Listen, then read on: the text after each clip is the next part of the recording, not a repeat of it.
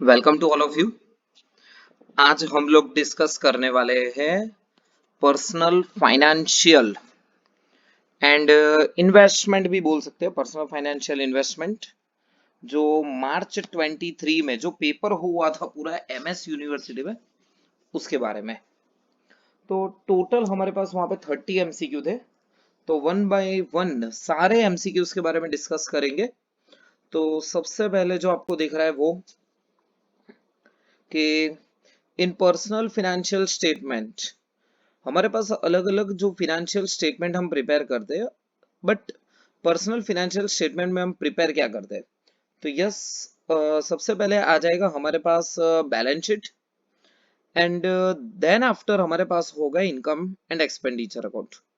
But balance sheet की बात करें तो बैलेंस शीट में हमारे पास असेट की बात करते हैं। यहाँ पे तो क्लोथिंग है, agriculture land, saving account balance, mutual fund, belonging to which category of asset. तो डिस्कस करते हैं वन बाय वन। ऑब्वियसली जो क्लोथिंग है वो पर्सनल प्रॉपर्टी हो जाएगी। एग्रीकल्चर लैंड है, कोई भी इमूवेबल प्रॉपर्टी की बात करें ना तो रियल प्रॉपर्टी हो जाएगी। सेविंग अकाउंट की बात करें तो सेविंग अकाउंट हमारे लिए हो जाएगा लिक्विड असेट, और mutual fund as usual investment हो जाएगा। तो हमारे पास ऑप्शन रहेगा E is the final answer. दोबारा हमको सिर्फ और सिर्फ असेट का क्लासिफिकेशन पूछा है, तो असेट का क्लासिफिकेशन सिंपल सा होगा, क्लोथिंग पर्सनल, एग्रीकल्चर रियल हो रहा है, सेविंग अकाउंट लिक्विड हो रहा है, और म्यूचुअल फंड इन्वेस्टमेंट हो रहा है। तो ये था हमारा फर्स्ट। तो फर्स्ट का हमारा आंसर हो गया done, A personal property, real property, liquid asset and investment. Second one, the next step of a personal financial planning process after implementation of financial plan and strategy। मतलब एक बार हमने जो कुछ भी हमारा टारगेट है पर फाइनेंस के रिलेटेड, वो हमने प्रोसेस कर ली, इम्प्लीमेंटेशन कर रही। इम्प्लीमेंटेशन के बाद क्या करना रहेगा? क्या इम्प्लीमेंटेशन के बाद कोई डिफाइन फाइनेंशियल गोल? कोई जरूरत नहीं है इसकी। क्यों? क्योंकि ऑलरेडी अपने ने प्लान तो डिफाइन कर लिया है, तो इसकी जरूरत नहीं है।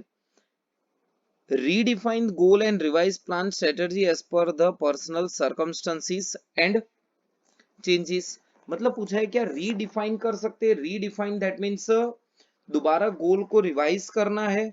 बट उससे बेटर ऑप्शन कौन सा रहेगा हमारे पास? तो कि पीरियोडिकली डेवलप करें अपने plan, implement budget to monitor and control progress towards goal. क्योंकि जब तक हम खुद के ऊपर कंट्रोल नहीं करेंगे, पैसा अननेसेसरी अपना यूटिलाइज होगा ना, तो टारगेट अचीव नहीं कर पाएंगे। तो फाइनल आंसर होगा हमारे पास C option. Then after third one, calculate the tax liability for the assessment year 23-24। As दिया गया है 85 year, whose taxable income is 23 lakhs। यहाँ पे खास ध्यान में रखो बच्चों, एज आपको क्या दी गई है वो थोड़ा मैं स्क्रीन ब्रॉडकास्ट कर दूं।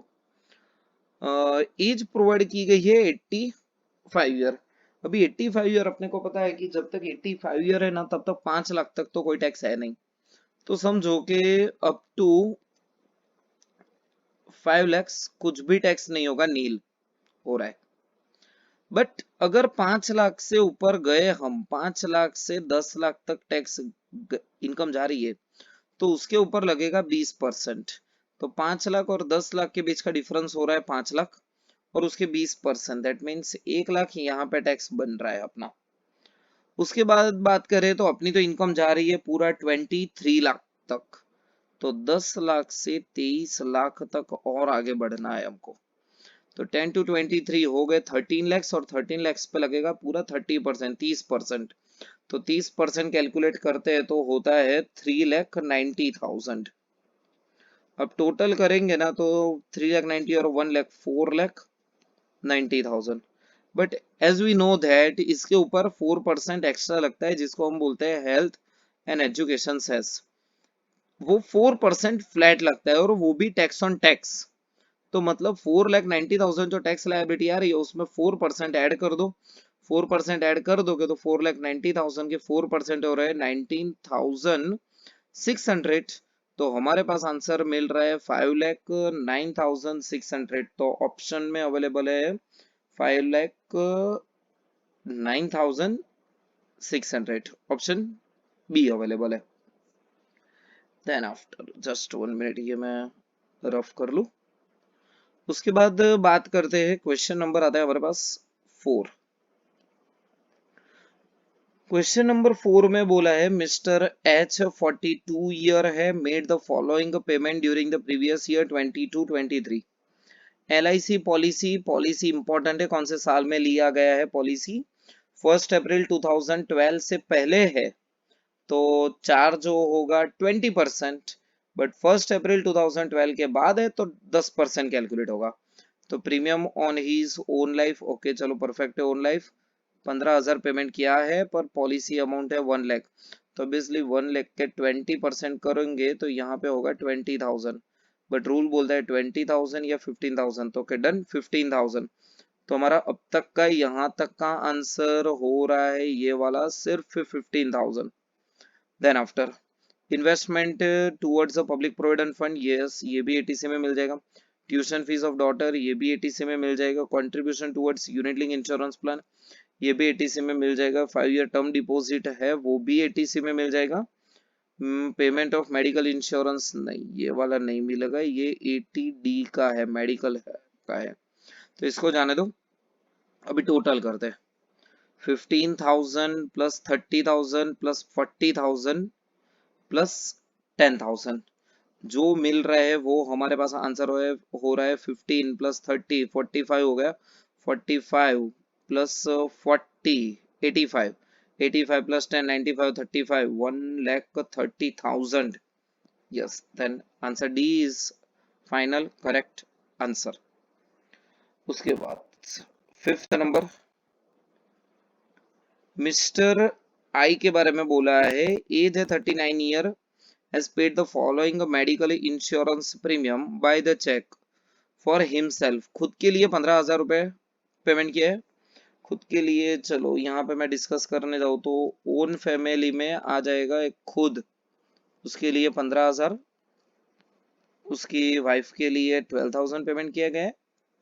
टोटल देखने जाए ना तो 15 प्लस 12 हो रहा है 27,000, बट मैक्सिमम अमाउंट 25,000। चलो ये हो गया खुद की फैमिली। अभी बात करें पेरेंट्स की फैमिली। पेरेंट्स फैमिली में सिर्फ फादर और मदर को ही कंसीडर करेंगे। तो फादर का पेमेंट कर रहे हैं 20,000 और मदर का पेमेंट हो रहा है यहाँ पे 10,000। टोटल पेमेंट हो रहा है 30,000। तो क्या मिल सकता है पूरा 30,000? Yes, because as more than 60 है, सीनियर सिटीजन है, तो हमारा डिडक्शन कितना अलाउड होगा? 25 प्लस 30,000, तो 55,000 is the right answer. 6th number, calculate the long-term liabilities on 31st December 23 from the following information. Balance on 1st January 23 में balance है अपना, और 31st दिसंबर, ओके दो बैलेंस दिया गया है। फर्स्ट जो हमको प्रोवाइड किया गया होगा वो 1st जनवरी का है और लास्ट 31st दिसंबर का है, बट हमको पूछा है 31st दिसंबर का। तो आउटस्टैंडिंग एजुकेशन लोन 9 लाख और 7 लाख, तो ऑब्वियसली अपना क्लोजिंग लेके 7 lakh. Outstanding car loan, home loan का बैलेंस अपने को प्रोवाइड किया गया है सबसे पहले यहाँ पे 1 लाख और 40,000 अपने ने क्लोजिंग कंसीडर किया हुआ है। तो 7 plus 1 plus 40, 8 lakh 40,000 is the right answer. Next one, 7th, calculate the solvency ratio. Solvency ratio की बात कर रहे हैं, okay. Mister A from the following information, income from sale of land total 6 lakh की इनकम हो रही है, इनकम फ्रॉम सैलरी हो रही है यहाँ पे 9 लाख, तो टोटल इनकम इनकी कितनी हो रही है? 6 plus 3 that means 9 lakh income हो रही है, ओके। बट टैक्स पेमेंट कर रहे हैं 12,000, तो इनकम आफ्टर टैक्स चाहिए, तो 12,000 यहाँ से माइनस कर देते। 9 लाख में से 12,000 माइनस करेंगे तो 8,88,000 अराउंड इनकम हो रही है, और कैश सरप्लस प्रोवाइड किया गया है 6,45,000। तो सिंपल है, सेविंग रेशियो की फॉर्मूला रख दो। हमारे पास सेविंग रेशियो की फॉर्मूला क्या रहेगी, जो कैश सरप्लस है वो कैश सरप्लस है ऑलरेडी, उसके divide by income after tax 8,88,000 into 100।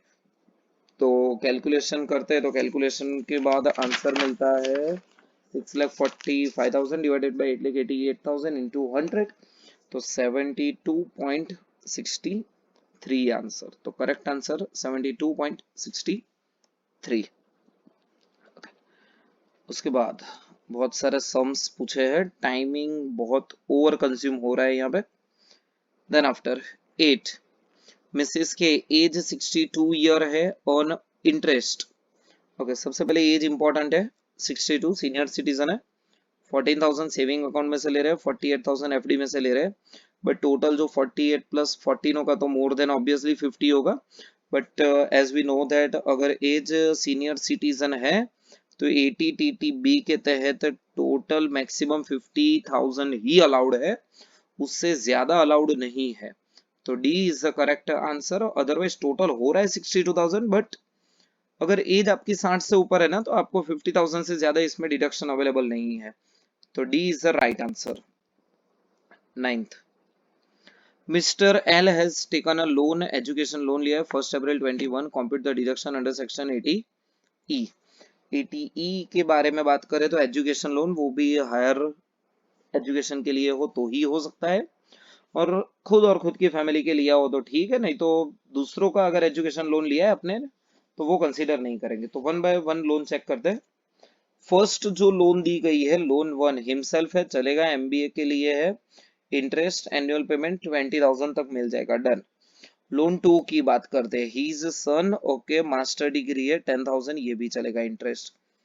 Loan है, हीज डॉटर है, रिलेटिव में तो है बट 10th है, तो ये लोन हम कंसीडर नहीं करेंगे, ये only and only higher education के लिए है। He is a cousin, cousin available नहीं है हमारे पास, he is a friend available नहीं है, तो हमारे पास आंसर होगा 20 plus 10, final answer is a 30,000। Then after 10th, in personal financial statement blank describe the financial position. अभी ये तो बचपन से पढ़ते आ रहे हैं, फाइनेंशियल पोजीशन के लिए तो बैलेंस शीट ही चाहिए, तो यहाँ पे तो हो गया अपना answer balance sheet. Then after blank is a detail of a short term financial forecast. Forecast की बात करें तो बजट के अलावा कोई ऑप्शन है नहीं अपने पास, तो बजट आंसर हो सकता है, बट उसके बाद देखने जाए तो financial and sorry estimated income and blank major financial performance expense over the time. तो यहाँ पे हो गया अपना बजट और यहाँ पे हो रहा है इनकम एंड एक्सपेंस, तो फाइनल आंसर सी मिल रहा है। बैलेंस शीट हो जाएगा पर्सनल फाइनेंस के लिए, financial position done. Short term financial forecast के लिए बात करें तो बजट तैयार हो जाएगा, और एस्टिमेटेड इनकम चाहिए अपने को, income and expense measure financial performance expense over the time. Okay, तो इनकम एक्सपेंस स्टेटमेंट हो जाएगा, तो C is the correct answer. 11th number, average propensity to consume. अभी एवरेज प्रोस्पेंसिटी क्या है, जितना अपने रुपए अर्न कर रहे हैं ना उसमें से करंट नीड के पीछे हम जितना एक्सपेंस करेंगे, खर्चा करेंगे, उसको हम बोल देंगे एवरेज प्रोस्पेंसिटी। तो percentage of rupees of income on average, save rather than, नहीं सेव रादर देन नहीं, गलत है, percentage of each rupees of income on an average that is spend current need, yes current need वाला, तो B is the correct answer. Then after 12 number, from the following information is available of Mr. J, age है 35 year and resident, who is having a dependent mother, dependent है ना, okay, 70 year resident, expenditure कर रहे हैं उसके पीछे 1,20,000 incurred on the medical treatment. Medical treatment का deduction क्या बोलता है, 80DDB, जितना एक्सपेंस किया है हुआ है वो ले लो, दैट मीन्स 1,20,000, और एज देख लो सीनियर सिटीजन है तो 80,000, तो विच एवर इज लोअर, तो 80,000 यहाँ पे मिल रहा है, बट अगर रीएम्बर्समेंट हुआ है इंश्योरेंस कंपनी या फिर एम्प्लॉयर के पास से तो उसको हम डिडक्ट कर देंगे, देखते हैं आगे। Specified disease as a prescribed in the medical board during the previous year 23. Dependent mother has a hospital recognized by the chief commissioner. Okay, amount recover from insurance company 60,000 already मिल रहा है, cover हो रहा है insurance company के पास से, तो अपने को पेमेंट करने को आ रहा है, सॉरी 80 माइनस 60, तो फाइनल आंसर अपना हो रहा है 20,000, तो 20,000 D is the correct answer. Then after 30, which of the following statement is a not correct, मतलब सही कौन सा नहीं है. Deduction in the respect of interest on loan taken acquisition from the house property 80 सही है, बट ये answer नहीं, अपने को तो कॉन्सेप्ट फाइंड आउट करना है जो सही नहीं है. ओके ये वाला सेंटेंस तो ट्रू है. Deduction in the respect of interest on deposit in a saving account, saving account की बात करें तो 80 टीटीए में मिल जाता है, ये भी सही है. Deduction in the respect of interest on loan for higher, अभी मैंने बात किया था 80, यहाँ पे थोड़ी स्पेलिंग प्रिंटिंग मिस्टेक है, 80, तो ये भी परफेक्ट है. ऑब्वियसली फर्स्ट ट्रू है, सेकंड भी ट्रू है, ये भी ट्रू है. हमको फॉल्स पूछा है तो आएगा क्या, D, but just verify. Deduction in the respect of interest payable on the loan taken for the purchase of electric vehicle is available 80EE नहीं है, हाउस प्रॉपर्टी के लिए है, तो D is the correct answer, क्योंकि गलत पूछा है हमको. 14th, from the following information calculate deduction available to mister M. As है उसकी 35 year, being a person suffering from 50% disability, वो खुद 50% डिसेबिलिटी है. अगर खुद को कुछ प्रॉब्लम है तो 80 मिल रहा है, और 80% से अबव है तो फ्लैट 75,000 तो मिल ही रहा है, वो तो कंफर्म है. देन आफ्टर स्पेंड कर रहा है 10,000 medical treatment, doesn't matter. Dependent sister भी ओके, बट सिस्टर के बारे में बोला है एज 32 ईयर है, being a suffer from severe disability, severe disability that means more than 80%. अगर डिपेंडेंट है तो डिडक्शन अवेलेबल रहेगा 80 डी, बट मोर देन 80% बोल दिया है यहाँ पे, तो 1,25,000 टोटल डिडक्शन पूछा है तो 2 लाख होगा. बट इंडिविजुअल अपने को देख लेते हैं कौन सा डिडक्शन इंडिविजुअली पूछा है, तो 80U 75,000 और 80 1,25,000, ऐसा आंसर ऑप्शन मिल रहा है सी में, तो C is the correct answer. Then after 15th, from the following information calculate solvency ratio of mister B. Solvency ratio की फॉर्मूला क्या है, तो हमारे पास लिख देंगे नेटवर्थ हो जाएगी डिवाइडेड बाय टोटल अपनी असेट हो जाएगी इनटू 100. तो नेटवर्थ की बात करें तो नेटवर्थ किससे मिलेगा, अपनी पास जो भी टोटल असेट है वो असेट का टोटल कर देंगे तो इजीली हमको नेटवर्थ मिल सकती है. तो देखते हैं असेट कौन सी अवेलेबल है. लिक्विड असेट है 5 लाख, 10 लाख, 20 लाख और 5 लाख. तो ये असेट हो गई 5 + 10 + 20 और 5, तो असेट हो रही है 40 लाख. चलो डिवाइड में लिख देते हैं असेट 40 लाख. ओके नेटवर्थ चाहिए, नेटवर्थ के लिए लायबिलिटी माइनस करनी रहेगी, तो 40 में से लायबिलिटी कितनी बोली है 4 और 1, 5 लाख लायबिलिटी है, तो 35 हो गई अपनी नेटवर्थ इनटू 100, तो 35 डिवाइडेड बाय 40 लाख इनटू 100, तो 87.5, B is the correct answer. Which of the following deduction is available to the individual as well as HUF? HUF और इंडिविजुअल दोनों को कौन सा डिडक्शन अवेलेबल है, तो 80E इंडिविजुअल के लिए अवेलेबल है, HUF के लिए नहीं. 80EE ये सब इंडिविजुअल के, यस 80DD इंडिविजुअल और HUF दोनों के लिए अवेलेबल है, तो D is the correct answer. From the following information calculate a liquidity ratio of Mr. C. Liquidity ratio that means current asset divided by current liability.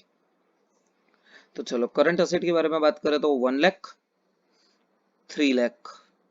दूसरा कोई asset अपने पास available नहीं है, तो असेट हो गई है मेरे पास 4 लाख की असेट हो गई है डिवाइडेड बाय करंट लायबिलिटी में आउटस्टैंडिंग रेंट 20,000, 5,000 हो जाएगा, 5,000, 25,000 वो हो गया, और इंस्टॉलमेंट भी, तो वो हो रहा है टोटल 2 लाख, बट परसेंटेज में दिया है तो इंटू 100 कर देंगे। अपने पास आंसर मिल रहा है 4 lakh divided by 2 lakh into 100, तो 200% is the right answer. Then after number आएगा 18। From the following information calculate the real property. Real मतलब क्या हो गई, जो एक जगह से दूसरी जगह पे हम ट्रांसफर नहीं कर सकते, इमूवेबल प्रॉपर्टी कंसिडर होती है रियल प्रॉपर्टी में। तो टेलीविजन नहीं आएगा, वॉशिंग मशीन भी नहीं आएगा, टू व्हीलर भी कंसिडर नहीं करेंगे, लैंड यस 50 लाख अलाउड है, कैश नहीं, सेविंग अकाउंट में बैलेंस है वो भी नहीं, रियल प्रॉपर्टी यस, क्योंकि हमको पूछा गया है real, real that means immovable property, तो 50 40 B is the correct answer, 90 lakhs. 19 number. Blank is the arrangement of the financial activity in such a way that maximum tax benefit are employed.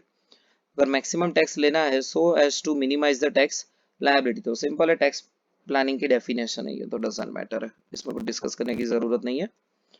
Which of the following is a true with the respect of a deduction under section 80 double E?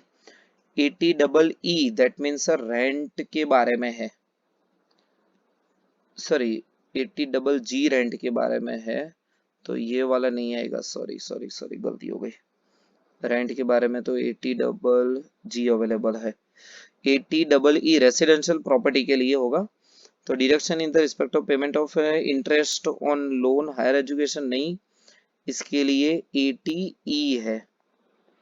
Deduction in the respect of rent के लिए 80 double G है। Deduction in the respect of interest deposit saving account, इसके लिए 80 T T A वाला है option available है। Deduction in the respect of yes home loan residential property, तो 80 double E, तो D is the right answer. Then after 21 match the following. Liquid asset movable नहीं, low risk of financial asset बोल सकते हैं, that means D के साथ match हो सकता है। इन्वेस्टमेंट बोल सकते हैं, उसको हम एक्वायर करते हैं, क्यों, क्योंकि रिटर्न के लिए चाहिए अपने को, तो सी में। रियल प्रॉपर्टी अभी मैंने डिस्कस किया था, इमूवेबल प्रॉपर्टी हो सकती है, पर्सनल प्रॉपर्टी एक जगह से दूसरी जगह पे लेके भी जा सकते, तो मूवेबल प्रॉपर्टी, तो ये वाला ऑप्शन अपने को दिख रहा है लिक्विड में डी, 1 में डी, ओके, चारों 4 में ऑप्शन में, सेकंड में देखते हैं इन्वेस्टमेंट, सेकंड में सी, ए और डी में अभी भी अवेलेबल है। रियल प्रॉपर्टी मतलब चलो ये तो हो रहा है, ये मैच हो रहा है, रियल प्रॉपर्टी इमूवेबल प्रॉपर्टी बोला है, दैट मींस बी, ओके चलो डन, आगे चेक करने की जरूरत नहीं है, ये हमारा फाइनल आंसर हो जाएगा। कैलकुलेट डेब्ट service coverage ratio from the given information, total yearly gross income 4 lakh, loan installment 2 lakh. Simple formula है, जो लोन इंस्टॉलमेंट है उसको डिवाइडेड बाय कर लो मंथली, अपनी जो पूरी साल की जो इनकम है वो 4 लाख इंटू 100, तो 50% आंसर हो जाएगा अपना, तो 50%। कुछ कुछ एमसीक्यू बहुत इजी है लेकिन कैलकुलेशन की जरूरत तो है। Okay 23 mister F is a resident individual, age 52 year है, his net income 17 lakhs, the tax liability of Mr. F for the assessment year। अभी टैक्स लायबिलिटी कैलकुलेट करना है ना, तो दोबारा ऑलरेडी आ चुका है ऐसा क्वेश्चन आगे, पर फिर भी डिस्कस कर लेते हैं। एज 52 ईयर है, दैट मीन्स नॉर्मल पर्सन है, तो 2.5 लाख तक तो कोई भी डिडक्शन, कोई भी टैक्स नहीं लगेगा, नील हो जाएगी इसकी लायबिलिटी। बट अगर इसकी इनकम जा रही है 2,50,000 से 5 लाख तक, तो 5% लगेगा, वो होगा 12,500। बट इनकम अगर जा रही है 5 लाख टू 10 लाख तक, तो उसके ऊपर लगेगा 20%, 20% दैट मीन्स होगा इसका 1 लाख।